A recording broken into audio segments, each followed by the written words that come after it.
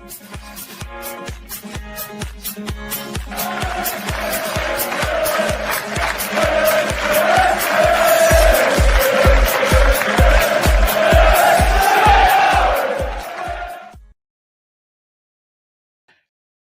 everybody, and welcome to episode number 398 of the Stacey West podcast. It's a heat wave, so that means only one thing. Tonight's episode is brought to you by myself and Emily. How you doing? You keeping well? I'm hot, Ben. I'm hot. But, you know, there's no place I would rather be in a heat wave than sat in this very hot home office talking to you and all the listeners as well. So, I'm all right. You need to work on your lying skills. Yeah. I don't want to be sat in a beer garden or anything like that. Actually, to be fair, I probably wouldn't. I don't do very well in the heat, so I'm very, very hot, and I'm probably going to get redder and more kind of my hair's going to get bigger as the podcast goes on. So those watching online can enjoy that. Yeah, we were talking about it in the group chat actually, because we were like, obviously the rota has been a little bit higgledy-piggledy this past couple of weeks, and then it was all right, who's doing it this weekend? Because I'm assuming, given that it is scheduled to hit 32 degrees, it's going to be me and Emily, because that seems to be when we're on together. And then it was, I need to cover for somebody. So yeah, okay, no problem. It is. So yeah, no. How's your week been? How's your now that football's properly back? How's everything been going? Yeah, it's been good. Had a good week. Was on holiday last week. Went up to Northumberland with my partner and family. So that was nice to have a few days away. But yeah, football is back fully. It's great. It's on the telly. All the football all the time. I'm loving it. How have you been? How have you been getting on? I've been all right. Yeah, I mean, I know. Yeah, I won't go into stuff that is genuinely irritating me because it's not the time or the place. But yeah, on the whole, not been too bad. Although I did have a few days or a few hours feeling a little bit like Bruce Willis in The Sixth Sense a bit earlier on this week. So Gaz was saying the other week about when he had to take Charlie, the dog, to the vets, and he was, sort of rinsed a little bit, and then Charlie got there and he was absolutely fine. So our cat Ellie, she was scheduled in for a regular jabs and all the rest of it. And when we were there, the vet said, "Okay, you can pay for these now, or you can pay for like not a service plan, because that's what you get for a car." But I know what you mean. The MOT. The plan basically. So you pay a little bit each month, and then it covers you for pretty much everything that goes on throughout the year. And it worked out cheaper to do that than actually pay for the jabs. So we were like, okay, cool, not a problem. We'll sign up to that. Did all the paperwork, and thought nothing of it. The money didn't go out 1 month, and then we thought, oh, that's a bit weird. Maybe it was that we sort of paid for the first month, and it's not. I don't know. It didn't go out again this month, so we were like, that's strange. So Rachel contacted the vets, and she was like, "What's going on here? Like, we've signed up, but we've not had any money taken." And they went, "Well, this is a bit awkward. We got informed by the bank that the payer's deceased." Oh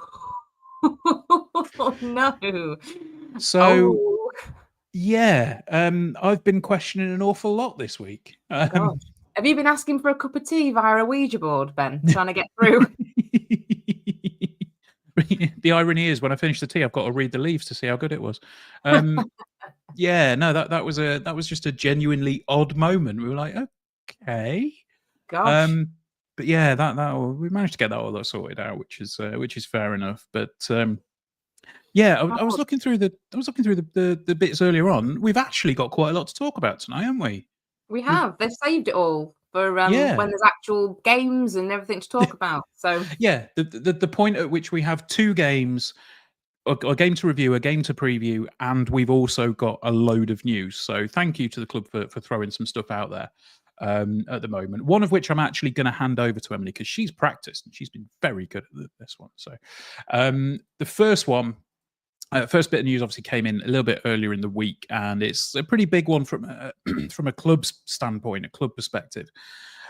Clive put an open letter out, which went out to everyone on email, and I think also the social media and everywhere else. I know Gaz reposted it too, around rejigging the board, so the board of directors at the club. essentially some changes. I think there's a strategy board, there's a strategy board, the board, and then patrons. So the strategy board is kind of responsible for the long-term plans, providing oversight on what they've called the key strategic pillars, and that was previously referred to as the full board. Then you've got the board, which is now the supervisory board, or exco as it was previously known. So that seems like it's more day-to-day management of everything, and then patrons, which is kind of, hey, you used to be on the board, and now you're kind of at this tier. We appreciate you putting the money in, kind of level. I'll be honest, it all seems a little bit above me in terms of my understanding, because I'm not a business person and I don't fully get it. But all of the noises coming out of this and from around it seem to imply, I mean, that there were some board members that, or the directors that stepped down, including just some of the names that have stepped down include Roger Bates, Sunil Hindocha, Greg Levine, Steve Toynton, Chris Travers, and Nick Ragland. So it's like, yeah, there are people that are, fairly well known and well respected within the fan base. They've stepped down from the board to kind of allow this to happen. So it feels like this is kind of putting everybody into a position where you go, right, this is the structure now. We want more investment, and this allows more people to come in and invest. That's how I've seen it. Is that how you've seen it too? Yeah, that's exactly how I've seen it. I think first and foremost, I think it's worth acknowledging that the communication from the club about this has been as transparent and as open as we come to expect now, don't we? That we always get this kind of really clear communication from the club about what's going on behind the scenes, and we probably take it for granted sometimes, but it's good to be kind of reminded that it's a really transparent way of communicating what's going on with the fans in a really honest and upfront way. We all know the current climate in football around finance, particularly in League One. I think that it's not just talk anymore. I feel like as a club, we're feeling it. We're feeling it, particularly in this transfer window. You can really see that happening. So we all know where we are. And I think that this change, for me, it indicates that, we need more investment in order to continue on the trajectory that we've been on. And streamlining the boards in this structure is going to allow us to do that. It's all gearing towards extra investment, which the club clearly feel that we need. But I think again, it's worth saying that there was messaging in that open letter about our financial situation now. It's stable. There's a solid foundation, and that's positive. And we can't, given the current situation, and we've seen what's happened to other clubs, it's impressive that we've been able to remain as stable as we have done over all these seasons, given what's been going on kind of in the external environment. I sound like Liam Scully using words like external environment. You need to get quartile in there somewhere. Yeah, quartile, and the ecosystem, in the footballing ecosystem. Blue sky thinking. Yes, yeah. But no, I think all in all, we know that the club needs money in order to sustain itself at the position that it's currently at, and this change is all geared towards that. So that's how I see it. Mm-hmm. Yeah, absolutely. And I think, as you mentioned, the fact that we're seeing it's not just it'd be nice to have more money. I think it's like, no. We need more money in the club. I think there was a conversation actually recently in the Stacey West Discord around like the kind of net worths of some of our investors and where people think we may be. I know obviously Harvey and Missy and the Jabara family are now near enough or already potentially majority owners. I can't remember the exact split on everything on that one. But Ron Fowler coming in as well. Obviously, Ron is worth a lot of money. And what slightly irks me is when you see people that they see, oh, he's worth this, so therefore he can put this into the football club. It's like, Possibly, but at the same time, it's not his primary focus. He's not, he's come on as a minority investor. He's come on as I think if I remember rightly, on the new board. So he will be there, but we're not going to be fully reliant on one individual. And it's something that we've said since we started the podcast, where we are not solely reliant on a single individual to fund the club, because if they take their money out, the club goes pop. Exactly. That's not a sustainable model, and it's not it is not as simple as they've got loads of money, they can put it all into the club, and it's not as simple as that.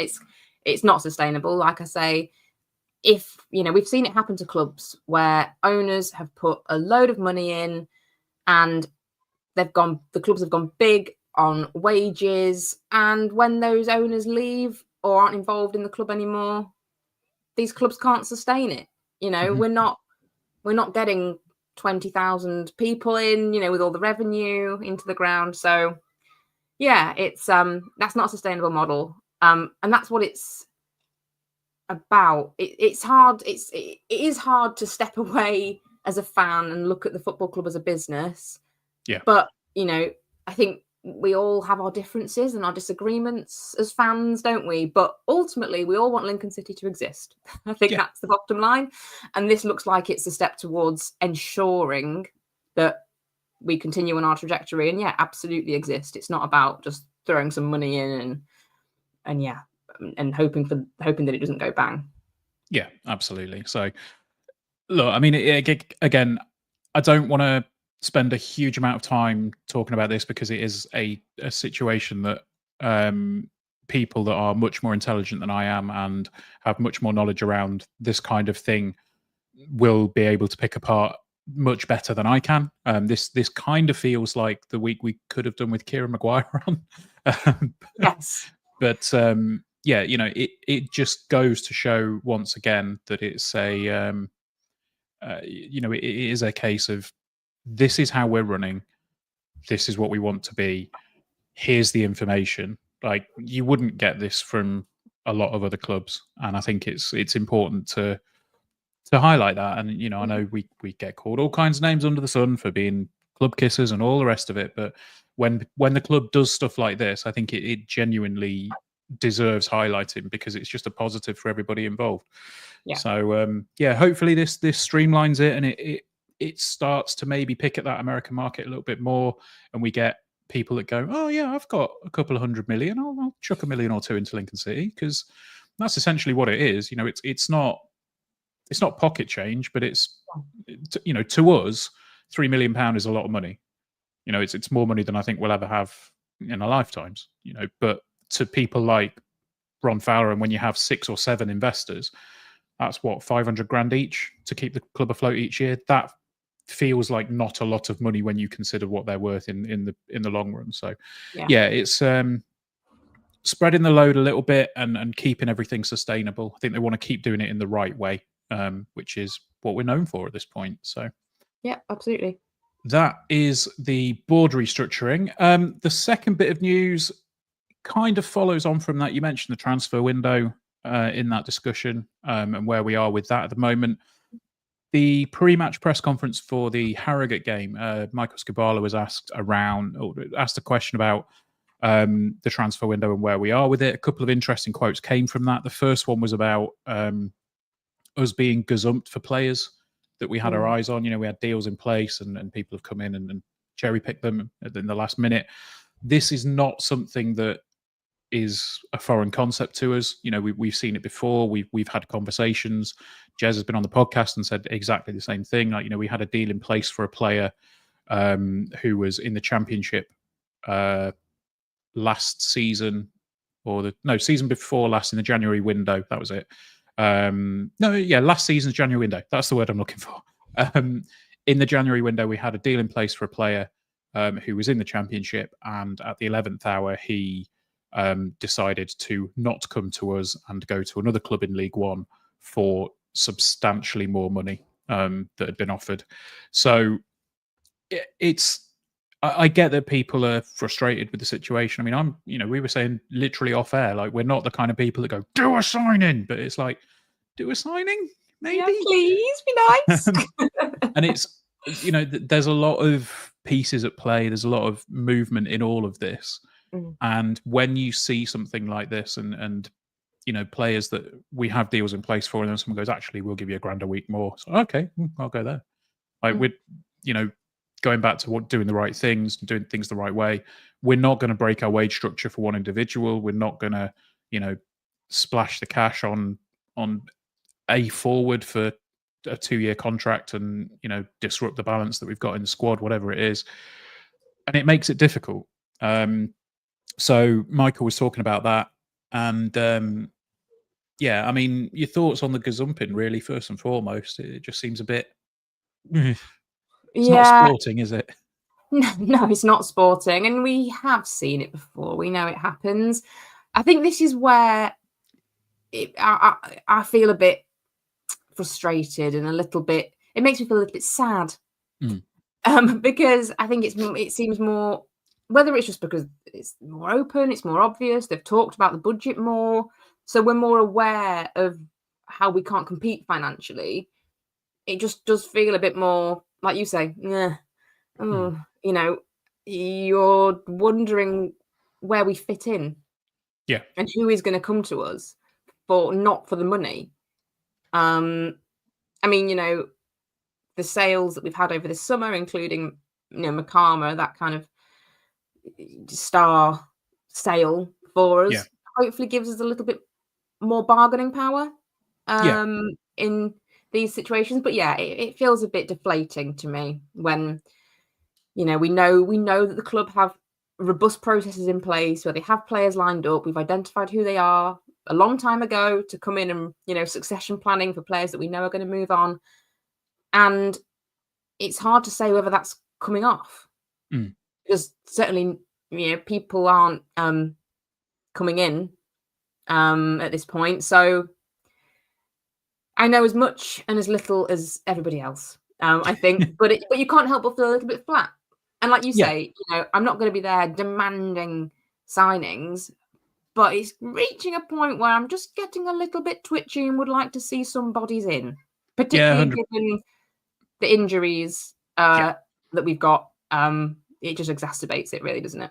Yeah, I mean, there's a couple of comments here that I want to highlight. I mean, Andy says going on last night's game, the squad is threadbare. Any injury at the back could be an issue. Absolutely, and it's the thing that makes me chuckle a little bit is when people say, "Oh, sign a left back." So the club know they need to sign a left back. Everybody knows we need to sign a left back, and the problem is everybody knows we need to sign a left back, including clubs that are selling left backs. So they will always come at a premium, and it's the same as when you do anything. If you can make money on something, you will do. It's like it's like when you're searching for flights to go on holiday. If you type in flights to Tenerife and you look at them, the computer algorithm then knows that you want a flight to Tenerife, and it'll put the price up next time you look for it. Probably the same thing. The algorithm, the football transfer algorithm. Yeah, use your incognito mode for that. That's my top tip on that one. What, for signing? Can the club do that for signing players? Going on incognito mode. Yeah, just use different email addresses. Hello, my name is Jezo Giorgio from Spain. Yeah, but the other one that I wanted to highlight was didn't we gazump Barrow over Raggett? Exactly. It happens all the time in football. We were in the position where we could do that before. Sadly, we're not in the position where we can do that now for the players that we potentially will want to be signing. So, but the other bit that I wanted to highlight was just kind of the headline that came out of it, because the question was asked of, if you were asked in June whether you'd be happy now, would you be? And I think the answer that came back was, well, you can't talk about the window until the window's done. But if you'd have asked me then if we'd be now, I probably wouldn't be, and I'm not necessarily. So that then became the headline of Skubala not happy with transfers, or Skubala not happy with the window. And it's like, yes, technically those words were used, but again, I think the context is quite important. It was a little bit naughty, I felt. Yeah, and I think it felt to me like it was trying to inflame a certain section of the fan base. But I mean, there's no denying it. I don't think you would speak to anybody in the club and say, is the squad perfect? Do you have everything you need? Because it's very clear that we don't. But it felt a little bit like that was a headline for a headline's sake. And yeah, it just trying to put a bit of context on it when you say, are you happy with the transfer window so far? And the answer comes back of, I'm not happy with the transfer window. That's not the full sentence. It's not the full quote.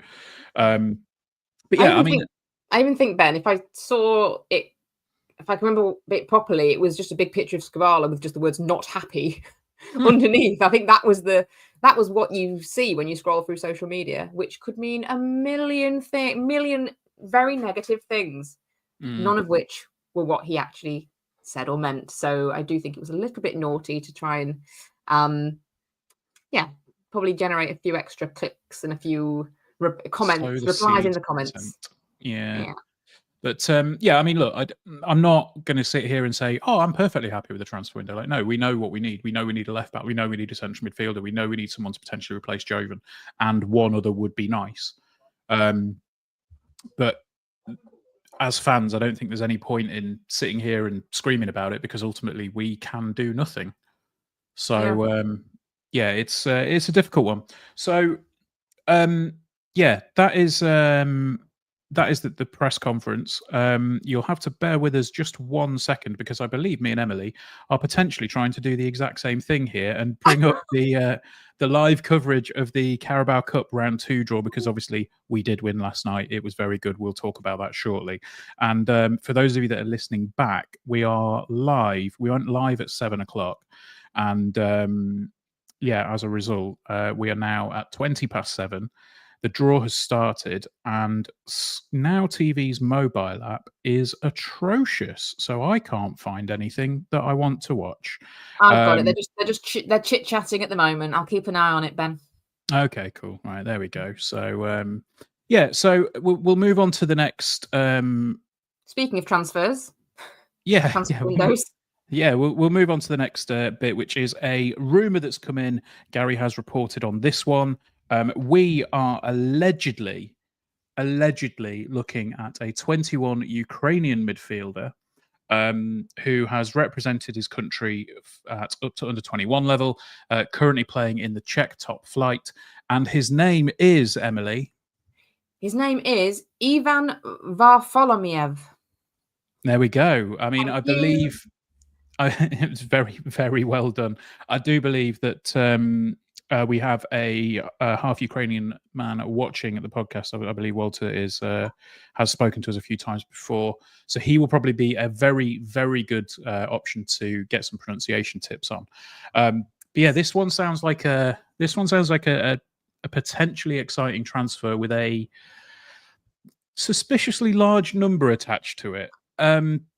So he's been playing in, like I say, in the Czech top flight, and sounds like he's had a little bit of a controversial move in the past that needed to be settled at the tribunal. There was all disputes and all sorts, it sounds like he's got the ability, got the attributes that we may be looking for in a replacement for Ethan Arahan.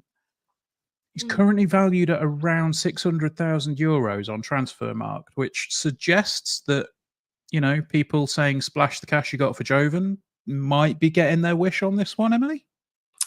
Possibly. I mean, there's not loads of a great deal of information that I could find on him, but he is a holding midfield player. He seems to tick that Ethan Arahan-shaped box quite well. So I wouldn't be surprised, and kind of going for that European market. We've seen it with Eric Ring, Lewis Monsma. So it wouldn't surprise me if we are fishing in that pond, so to speak. But yeah, I'm with you. Me and my dad had a chat about it, and we talked about that transfer fee. And I think the what we said to each other was that we would be surprised if we spent that much. That's basically all the money we got for Ethan Arahan. in his sale going towards this. So it's all rumor, isn't it? We don't know. We know, like I said before, I know as much or as little as anybody else, but it feels like a lot to me. It feels, yeah, like I say, me and my dad had a chat, and we both felt like it was a surprisingly high figure. So we'll see. It remains to be seen.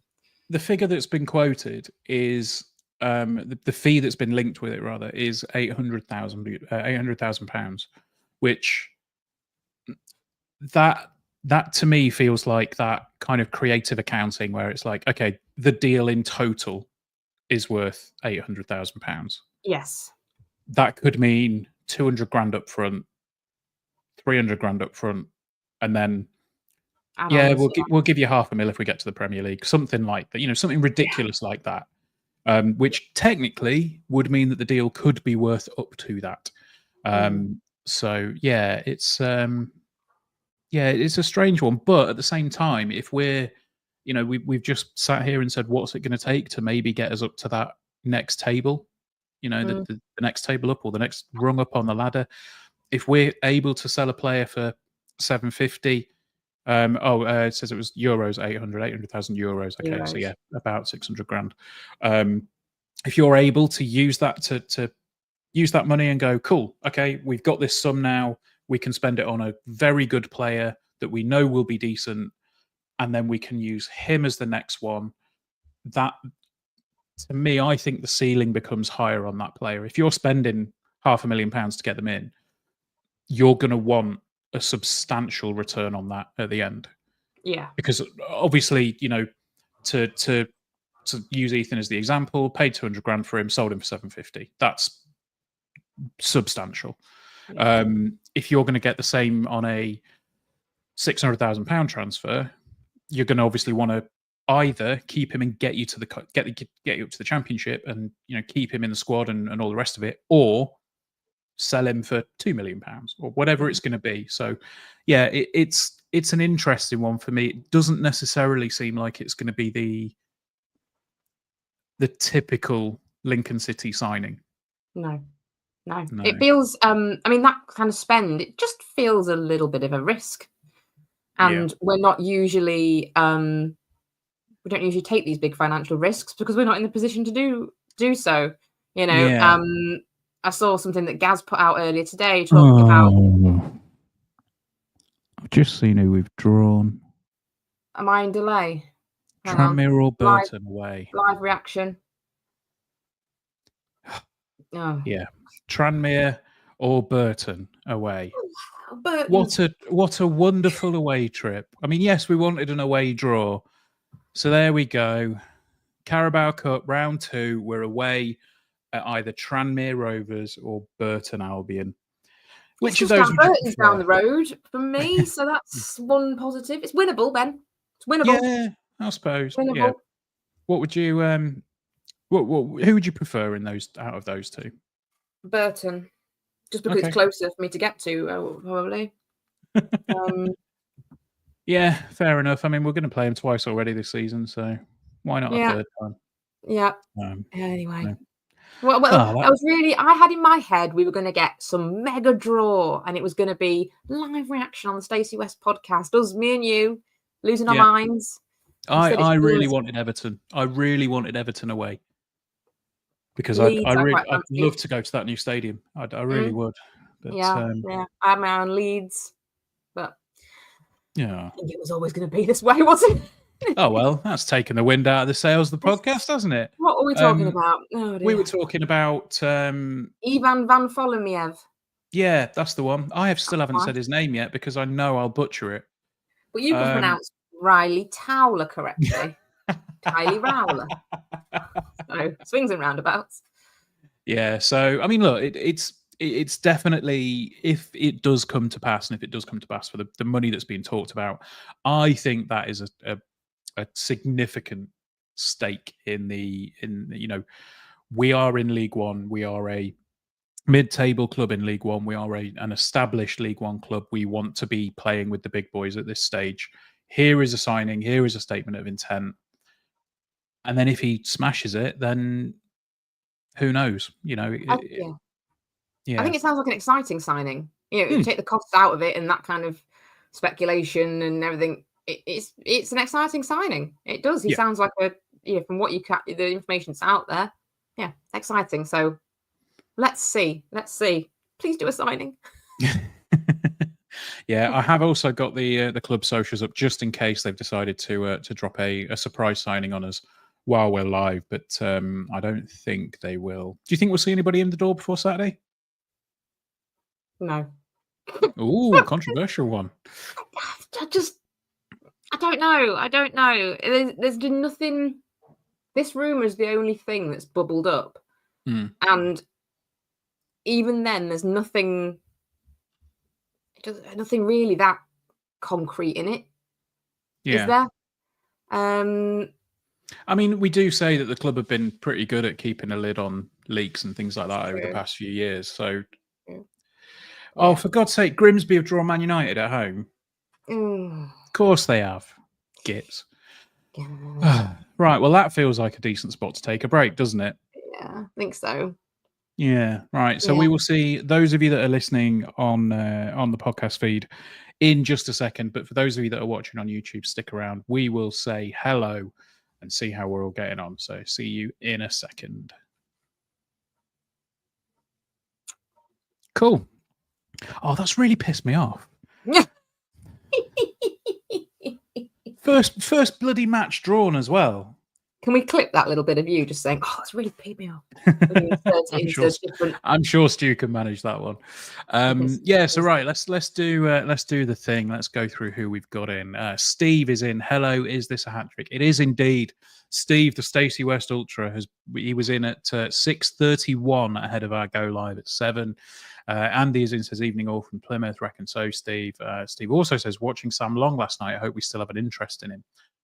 Excellent performance from Sam Long. Yeah, saving 2 penalties in the shootout. Yeah, really, really good. Really chuffed for him, to be honest. Yeah, let's have a look. Ian is in. Ian Wrigglesworth says, good evening, Ben and Emily. Lynn Bowery says, hi, Ben and Em. Dave Tupman says, evening, guys. Hope you're all well. Leslie Rook. That's my mum. Hey, mum. That's your mum. Hello. My mum, my auntie are in, and my dad. My mum and dad are in. They will be sat in the same room. Which on is 2 different YouTube accounts. I like it. It counts as 2 views. It's all good. 2 views. Thanks, guys. And Redwood says Irahan starting for Bolton tonight. Ward says evening, guys. Any news on Moylan? Nothing concrete, nothing firm, other than what was said afterwards. So we'll come to that a bit later on. Keith says evening to you both. How you doing, fella? You well? Reg Wilson says has football anything to do with fair play? Absolutely not. Off the pitch. On the pitch it should be, but off the pitch, nah. It's all cloak and dagger and all the rest of it. Let's have a look. Keith says, I can't understand why some fans do not Jazz look at the good players since he's been here. Yes, there are players that don't work out, but that's football. Saying all that, we are looking very light in some areas, and now with Jack being injured as well, I'm a little concerned. That is exactly the comment. That is exactly where I'm at as well. Me too. There is no, there's no sugarcoating it. We're light at the minute, and obviously the news that we will talk about highlights that. And I think there's a little bit of concern there, but it's whether the trust is there and whether the stars align to make things right. He says, I was watching intently before I realized they were drawing the southern section. Yeah, I did the same. I was kind of glancing down. I was like, these are all, oh, yeah. Let's have a look. Leeds would be good, said Andy. Leicester City away would do me nicely. And then it was away, Tranmere or Burton. Brilliant. Let's see who else is in the chat. Jason says, haven't been to Tranmere. I don't know if yes, I have. I have been to Tranmere. Got to fancy us, absolutely. Grimsby have Man United at home. Rubbing salt in the wound. Dean says, hung around for the draw, but I'll be listening on the drive back up north tomorrow. Good to see you, mate. Chris is in. Mr. Lamming. Hey. Don't worry, Market Chris. Raisins #1. Yeah, we'll mention that on the return, so it'll be in the audio as well. But Chris apparently had a belting game last night, so there we go. Jason says hello. Win the next round, get through to the third. Absolutely. So Kit says, and I'm sorry, Kit. I'm sorry. First time tuning in from Houston, Texas. Wow, that is commitment. I'm not sure what the time is. It's earlier, isn't it, in Texas? So yeah. But yeah, and you give me Tranmere or Burton. I didn't give you it. I didn't give you. If I had my way, we'd be away at Everton. But anyway, right. We will come back in because I think that's everybody that we should highlight in 3, 2, 1. And we are back. That was an advert, or we've said hello to people in the comments if you're watching live on YouTube. So get involved. One person that is live in the comments is Chris Lamming. I said earlier that I felt a little bit like Bruce Willis in The Sixth Sense. Chris, I bet, is feeling like every cop in every movie ever where they are brought out of retirement for just one more job. Chris was in goal for Market Raisin last night. Stu went along to watch him, and by all accounts, Chris had a belting game. There was apparently one-on-one where Chris came out and managed to make an excellent save, which got everybody on the touchline talking. So if we are in need of a cover for cover in between the sticks, I'm sure Jez will come and knock in. But yeah, good to see Chris. Market Raisins #1. Absolutely. Back on the grass.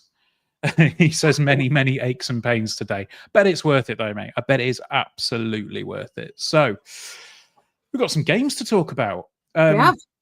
Yeah, obviously, the main focus of today's podcast is well, we bounced back from that defeat at the weekend eventually in some style last night against Harrogate. Obviously, it's only the Carabao Cup, but yeah, the game started off. I think it was well. Let's talk about the selection first, because I think there was a few changes, maybe expected. Zach Geacock starting in goal. I said on the podcast on Sunday, I thought maybe Zane Okoro would get a run out from the start. He was on the bench, but yeah, a couple of changes here and there. Nothing too drastic, given the squad situation at the moment. But yeah, no real surprises, were there? No surprises. Yeah, I thought we knew we'd make changes where possible, and we did. So yeah, the lineup was exactly what I expected it to look like. Really, I think looking at the bench again, I'm not going to keep banging on about it. We've talked about it enough, but it just highlighted the lack of depth that we've got, really, didn't it? So yeah, that was the only thing coming out in the lineups where I just went, "Ooh, God." Yeah. But yeah, the lineup starting 11 more or less as expected. Yeah. Obviously, Freddie Draper starting. He had the first real effort of the game. I think there was a long ball up from Sonny Bradley. Rob Street kind of managed to get on the end of it, pushed it down to Draper, had a neat ball through, and then Fred fired it over. It was kind of, that felt like a bit of a statement of intent for Fred for the evening. I noticed throughout the first half that he was playing a little bit deeper than you'd expect a normal number 9 to be playing. And at least in that first 10 or 15, I wouldn't say we were reliant on it, but we seemed to be going down the route of get the ball to Sonny Bradley, he'll get it long, Rob Street will pick it up, and then Freddie will pick up the scraps from that.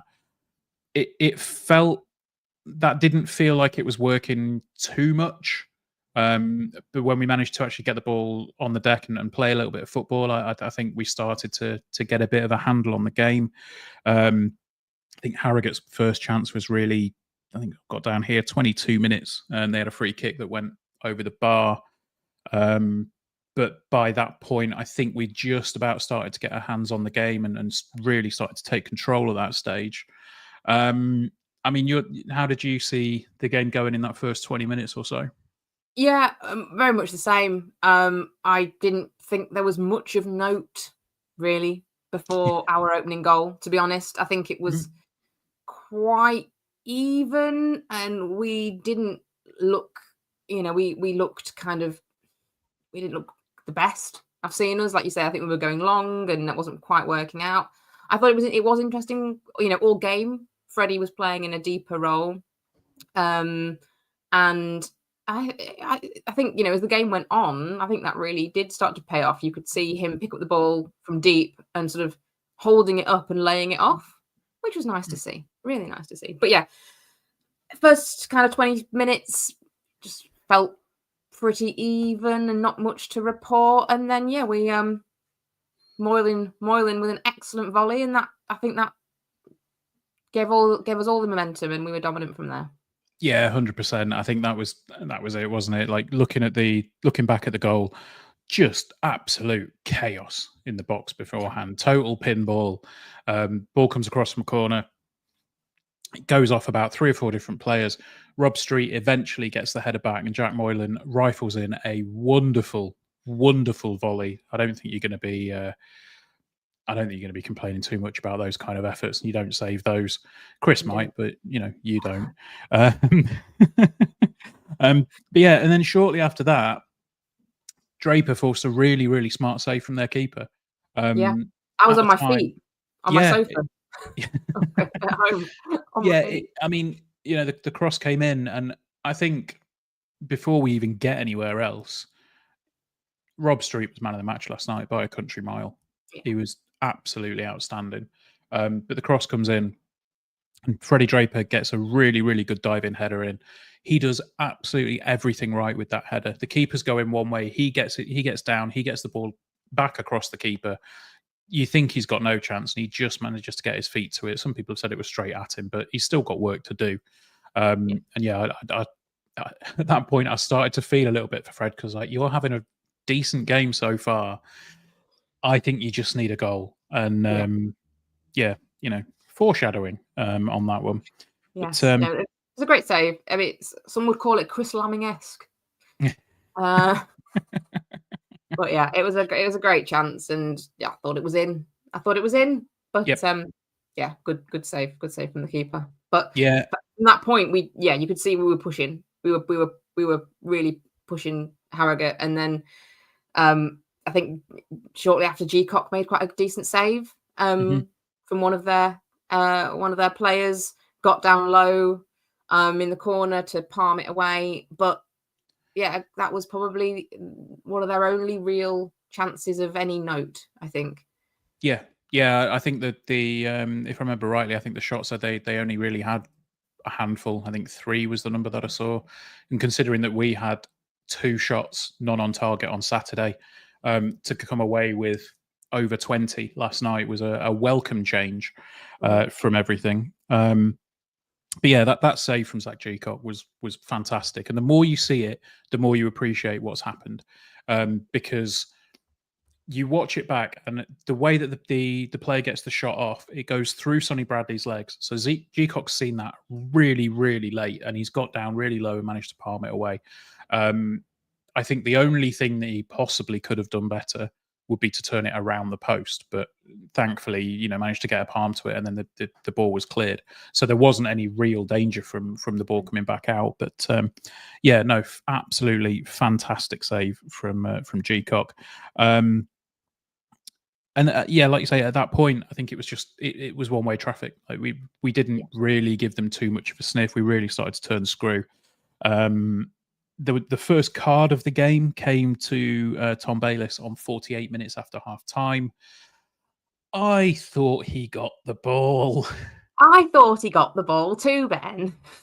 Yeah, I don't know, but I mean, it was a strong challenge. Yeah, he won the ball.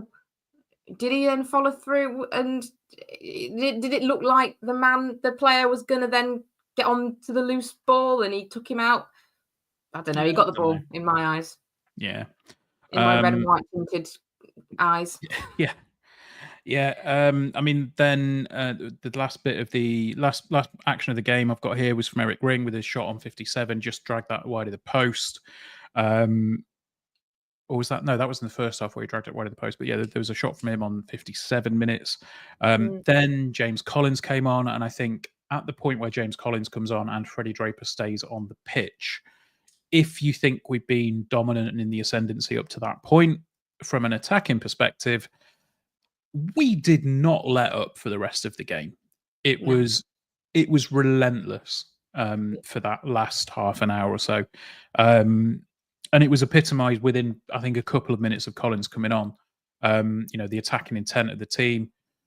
Ball comes in from the left wing. No, sorry, that was the third goal. Sorry, too many goals to talk about. Got too many goals. No, but again, maybe a little bit of pinball. But Rob Street again involved in the creation of the goal, manages to head it, a really nice, clever header actually down into the ground. The Harrogate defender didn't quite get enough on it, but Fred was able to kind of nip in and get a real poacher's finish into the bottom corner. Now, I said earlier, Fred needed a goal. I think Charlie and I were talking about it on Sunday. We said, where there was a question from the patron saying, where are, where's best to play Fred, or how do we use him to his best ability? And you made a really good point just before we started recording, so I'll let you make it live. Yeah, I was reflecting on that question on the podcast at the weekend, and how do we get the best out of Freddie Draper? Well, if you listen to the post-match interview that he did after the game yesterday, then I think getting the best out of Freddie Draper means him getting the best out of himself. He did a very, very honest post-match interview on BBC Radio Lincolnshire where he talked about the changes that he's made to his own lifestyle, to his attitude towards training and playing and all that sort of thing, and how he realized after perhaps a summer of holidays and overindulgence, perhaps, that he wasn't in the shape or playing in a way that he wanted to. And I think his words were something like, I don't ever want to be in that situation. I don't want to ever be like that again. And he said that he's got fitter, he's got leaner. He made a comment about he's never going to be the best runner, but he can run. Yeah.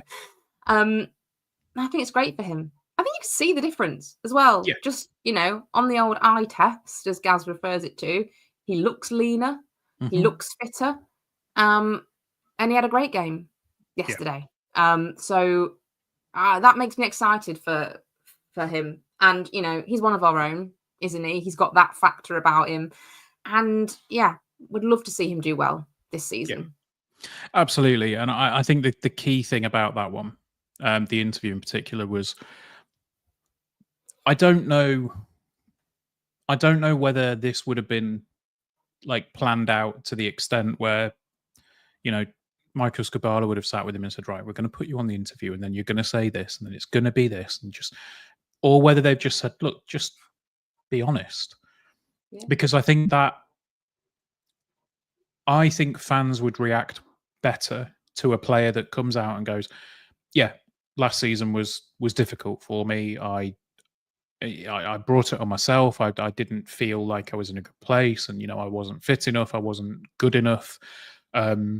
But I've come back this year, and you can see, kind of let his talking be done on the pitch, but he explained himself afterwards. I think that interview, if people listen to it, will give him more credit in the bank than another 3 goals this season. I think he's really, really done the right thing in being brutally honest about himself and saying it was not good enough last year.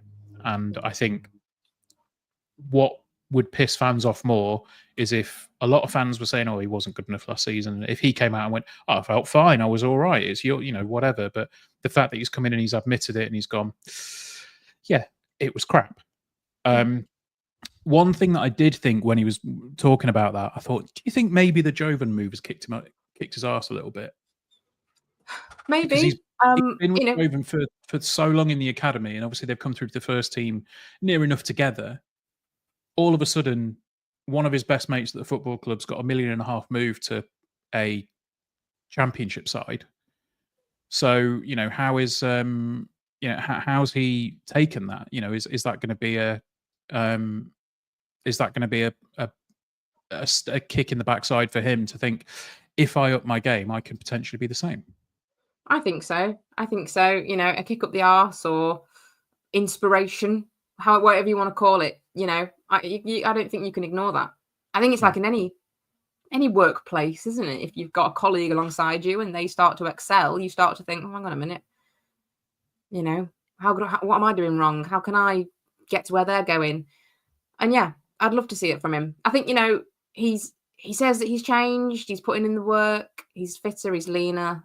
I really hope that continues. And I guess we will see on the pitch whether it does or not.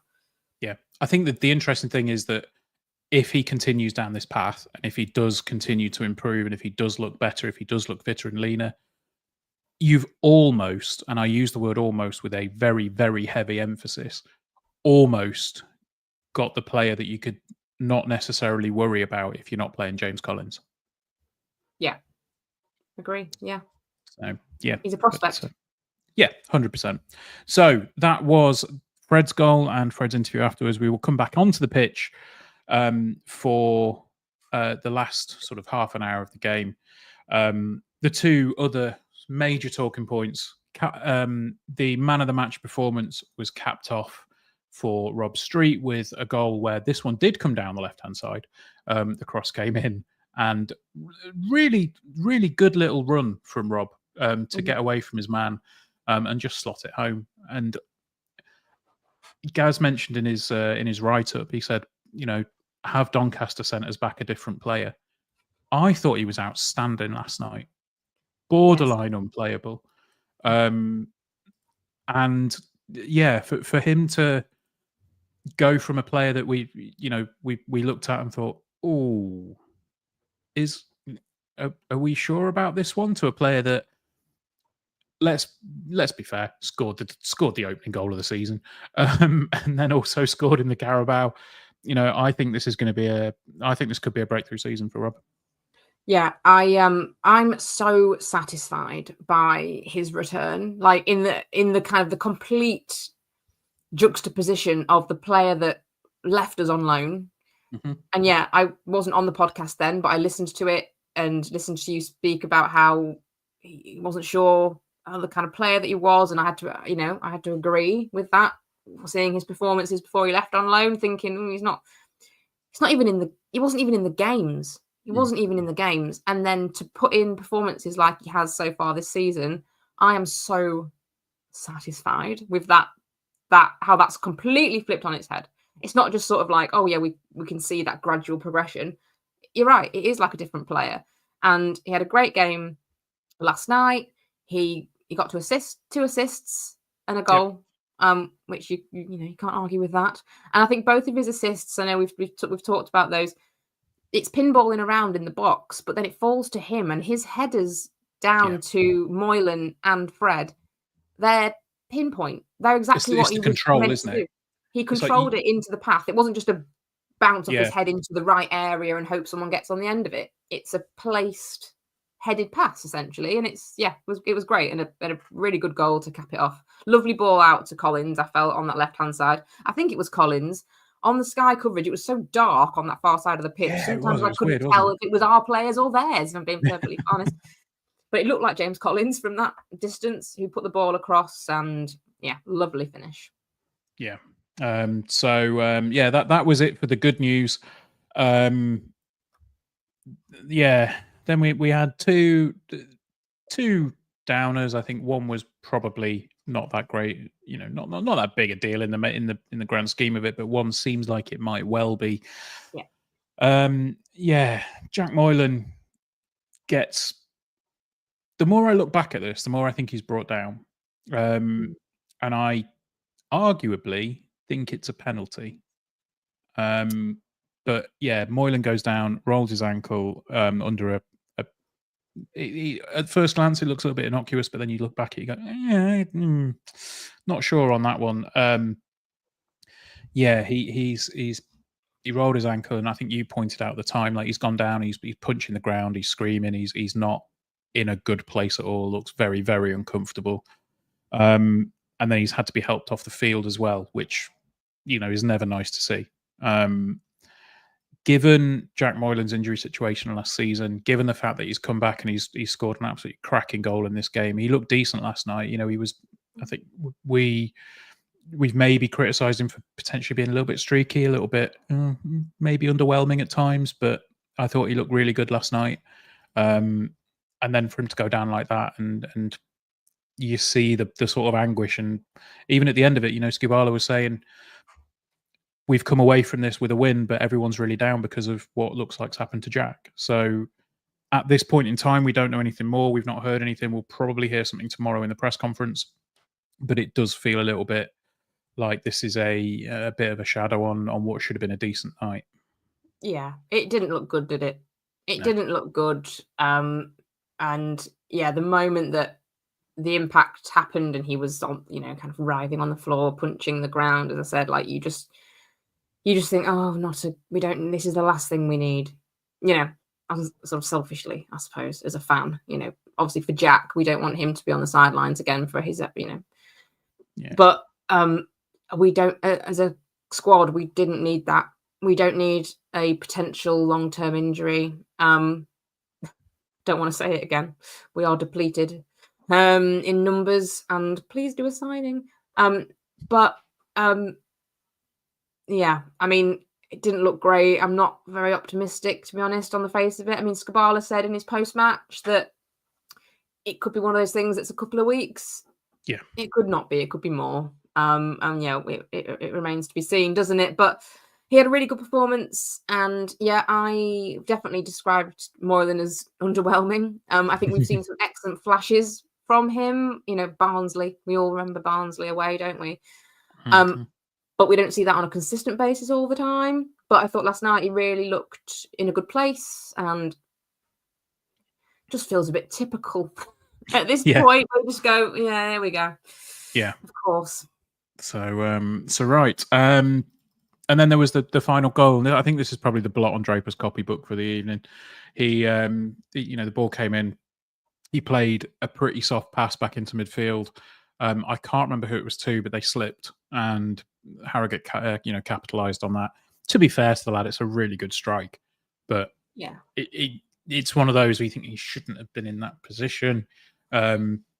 And to be fair, like at the end of it, the first thing you see is Scoob's going over to Freddie and saying, you could kind of see from the body language, it's like, look, mistakes happen, don't worry about it.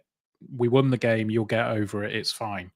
And I think even in his interview, he said, oh, apart from the bit where I messed up at the end, I've had a decent game. And I think it's, as we said on Sunday's podcast, if you're a Premier League footballer, you get hounded for those mistakes. If you're a League One footballer, they're kind of expected.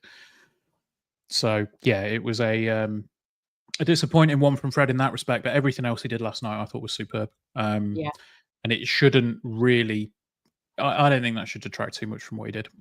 No, he said in his post-match interview as well, didn't he? Which sort of made me smile. He said, I wouldn't be doing that at 1-0. So, no. A little bit of inexperience possibly in there, in that sort of not, we didn't need to see the game out as in we were clinging on or anything, but just that game management of, he wouldn't have done it at 1-0, but learning in, over time that you don't switch off at 3-0. Either, So, but that'll come with his experience and everything else. So, but it made me smile when he said that. Bless him. Absolutely. So we'll wrap up with a question from Malcolm. He says, do you think City should have accepted Walsall's offer of 250k for Freddie Draper? I would argue on last night's performance, absolutely not. I think we've got plenty more to see from Fred. He's admitted himself last season was a difficult one. He didn't start very well. He didn't end it very well. By his own admission, and I think it takes a big person to own up to that. Mm-hmm. Yeah, I agree. So, right. Well, we've got one more game to talk about. We don't yet have a preview video for the Plymouth game on Saturday. That will come tomorrow. I am talking to Joe from Argyle Life tomorrow lunchtime. That will be up on the YouTube channel in the afternoon.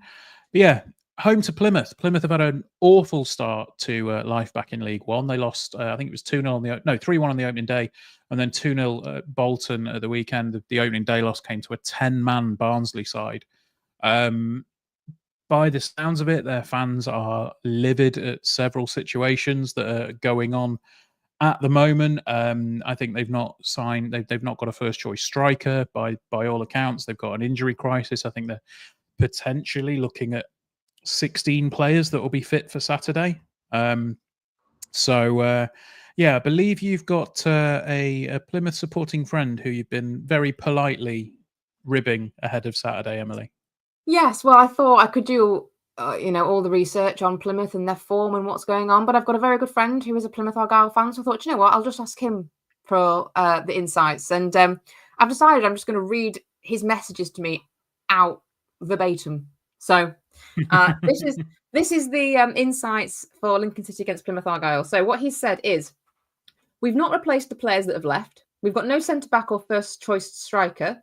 Our back four are more or less the same as those that failed us under Rooney. And the likes of Poulsen have shown he can't play in a back four or lead, which is odd considering his experience.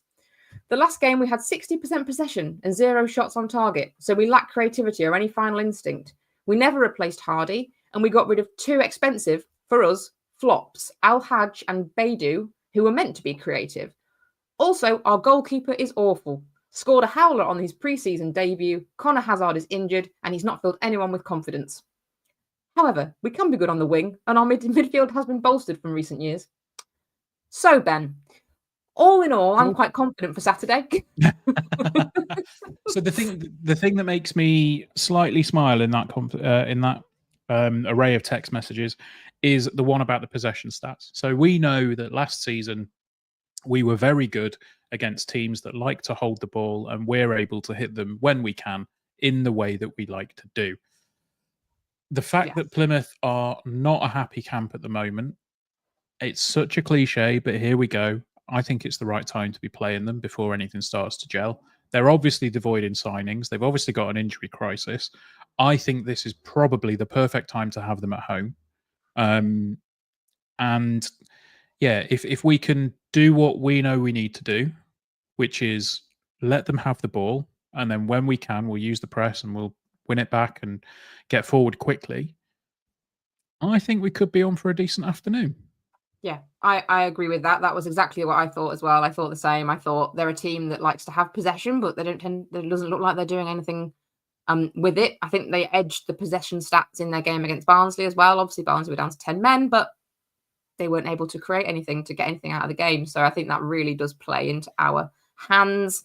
And I feel like, obviously, they've just come down from the Championship, and it feels like they're a little bit of a club in transition, perhaps, if that also isn't too cliche to say. They've had a lot of managers in a relatively short space of time. And, from after those messages came through, a few back and forths with my friend, he sort of said that there's lots of old players trying to play a new system. Right, and they're not quite fitting. And I think we've been in that position as a club at times where we've been trying to play, lovely, silky, playing out from the back football with centre halves that are left over from the previous regime and can't do it. So yeah, I'm confident. I think we can. They will allow us to play our game, and I think we will get a win. Yeah, I'd like to think that would be the case. I would be disappointed if we didn't take anything from the game, given what we know about their situation. I mean, Andy says here, that he lives down in Plymouth and the locals aren't happy at all. So it's one of those where I wonder. I mean, they're obviously a well-supported side. They've come down from the Championship. I wonder if it's going to be a busy away end, and if it is, could we start to turn them early? If we, can maybe get that early goal, maybe get a better share of the exciting moments of the game, because by the sounds of it, they're going to have the majority of the possession. I mean, I'm just looking through the stats from the Barnsley game. You mentioned about them having the edge of it there. I think they were 53 to 47% possession. They had 15 shots on goal, but only 3 on target in that game. But then they got dispossessed 16 times compared to Barnsley's 8. So it doesn't seem like they're particularly strong at holding on to the ball. No, and another thing my friend said was expect some defensive howlers. Okay. So he said that their back four is the same as failed under Rooney. So if we play our game where we press, put them under pressure at the back, I can see them coughing the ball up. And yeah, defensive howlers, here we come. Absolutely. So I think the probably the main question, if we fully expect Jack Moylan to be out on Saturday, we're still not 100% sure on Ben House's situation. What do we do in that 10 role? I don't know. I don't know. I mean, do we play Draper deeper and do that hold up play, laying it off thing that he was doing last night? See that that's kind of goes back to what I said on Sunday to Charlie about where's best to use him. I think maybe do we try him in that 10 role if it's, if needs must. I mean, if Ben House is back, Ben House plays. It's as simple as that. But I would probably argue maybe putting Draper in that spot. I don't know. Andy agrees, says, yeah, Draper behind Collins. I think it's a sensible option. Obviously, it's not his preferred spot. Or maybe we have we have a Ukrainian lad coming in who will be ready to play on Saturday, and everyone will be happy because we've got a nice new expensive toy. Yeah, that'd be nice, wouldn't it? Yeah. Keith says put Hackett in at number 10, ring out on the wing. It's a good shout. Hackett obviously missed last night's game. Skubala was questioned about it at the end of it, and he said he was a bit stiff, I think were his exact words, following Saturday. I think he said his back was playing up. So we'll have to see if that comes back, if he comes back into the side ready for Saturday. And I think Ring was taken off last night with a precautionary measure because he felt his quad tighten a little bit. So yeah, and he's not had many minutes, has he? So no. Whether you could have done a full 90, I think that was all in question anyway. So so there's annoyingly there's the bad type of selection headache ahead of Saturday for Michael Skubala. I like it when we have a nice squad selection headache, but we don't think we've had one of those for quite a while at this stage, have we?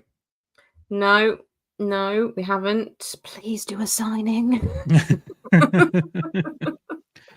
It's not a demand, it's a very polite request because we're all getting a little bit twitchy. Yes. But yeah, look, as I say, I'm going to be speaking to Joe from Argyle Live tomorrow. Make sure you check the YouTube channel in the afternoon. That preview will be up there.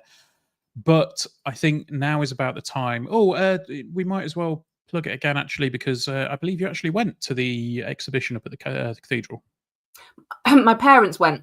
Oh, okay. They went and sent me copious amounts of pictures. Okay, cool. Which is good. No, I haven't made it up yet, but everyone go. Go. It's nice. Yeah, I think it's there for another couple of weeks. Another week, couple of weeks. End of the month, I think, isn't it? Yes, I'm not sure. Somewhere around then. But yeah, go and check it out. I will be getting down there as soon as I possibly can to see and enjoy all of that stuff. It looks really nice. Yeah. I think my dad could have helped stock the exhibitions with all of his programs and memorabilia collection. He could have been part of the exhibit. Excellent stuff. Well, Lynn says that she's been, so yes. There you go. So that is probably a good spot to wrap up, mainly because I think I'm starting to melt.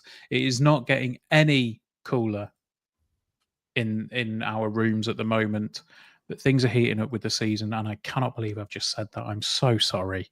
That was awful. But yeah, that's been episode number 398 of the Stacey West podcast. I've been Ben, she's been Emily, and there's only one more thing to say. Up the Imps. Up the Imps.